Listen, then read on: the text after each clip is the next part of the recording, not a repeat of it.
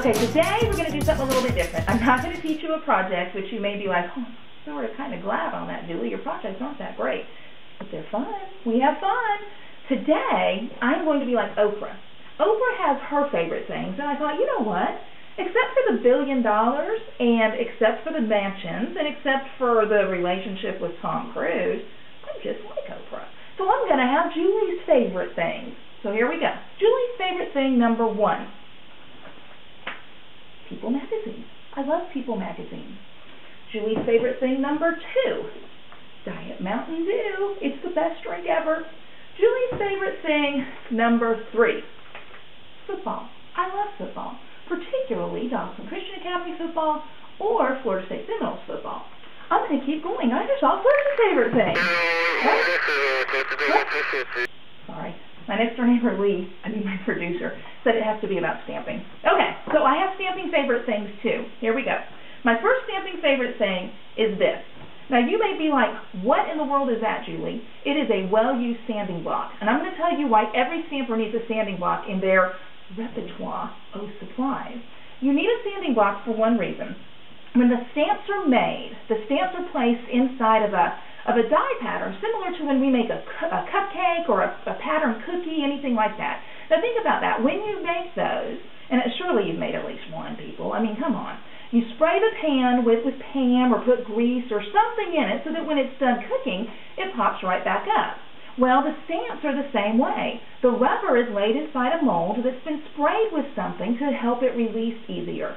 What happens when the rubber comes out of that mold is that sometimes there's some residue left on the stamp. If you've ever stamped before and had a blotchy image, that's why. Because there's residue left on the back of this stamp. If you take a sanding block and simply sand the stamp in one direction, in the other direction, and just lightly sand it. You're not going to mess it up. I'm telling you, you're not going to. If there was a way to mess it up, trust me, I would have figured it out by now. There's not. Your stamp is going to stamp smooth, clean. You're going to get a great image. Favorite thing number 1, sanding block. Favorite thing number 2, my embossing trays from Stampin' Up. Now, these embossing trays are fabulous because think about this. Think about putting glitter on something. What do? You take the glitter, you pour it over a piece of newspaper, a paper plate, whatever you can find. You pour your glitter on, and then what? You take that piece of paper and just kind of, well, what's going to happen? Glitter's everywhere. I mean, you look like you've been out all night at a party. Glitter's everywhere. This tray has a little nozzle right here, and what that's going to do is allow you to take that glitter and just pour it right back into your container. No glitter anywhere. Other than this. Oh, okay, I digress. Again, I digress. Okay, favorite thing number 3, blender pens. What are blender pens? Blender pens are a dual-edged pen. Both ends are the same. There's not a fine tip or a thick tip or anything like that. But inside a blender pen is the substance called glycerin and water. What the glycerin does is sets your color, while the water gives you a watercolor effect. Now, I've already stamped an image here, this Christmas tree, from the stamp set. It's got all spruced up, but I want to color that tree. I want to color it green. I don't like it in this black and white. I'm going to take my blender pen. I'm going to do one of 2 things. Either swipe it across the bottom of the ink pad, or if I want a little deeper color, take that ink pad, close it, and squeeze. When I squeeze, what happens when I open it back up, see this? This is all ink.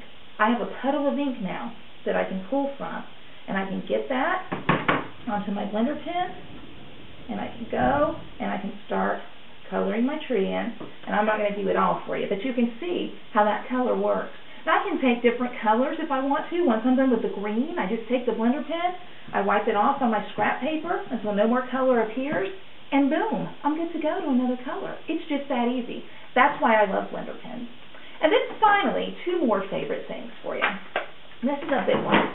This is my bone folder. Now, a bone folder is one of those things that people are like, I'm not buying that. It's not fun. And you're right, it's not fun. But I'm going to tell you something. You need it. Think about when you fold your paper to make your card. When you fold it, especially if you're using Stampin' Up cardstock, which is so nice and thick, you don't get a nice fold there. What you get is that crinkly kind of fold. You know what I'm talking about? If you take a bone folder and just run it along the edge of that fold, that's going to smash out all those crinkles. It's going to give you a crisp fold. And then anytime you want to do a project, whether it's a 3D project, anything that requires folding, your bone folder. Not to mention, if you have a small child, notice the emphasis when you're holding on to the bone folder. So you're taking me seriously now, aren't you? Because it gives an air of authority. The bone folder. And finally, paper snips. These are really, really sharp scissors. If you want to get into any kind of small, precise cutting, these are the things to do it. A word of warning, you want the cover, it comes with it. Keep the cover on. I kid you not, I was doing an event and a demonstrator had these in her pocket and she didn't have a cover on and she sat down. 2 words, people, emergency room. Okay?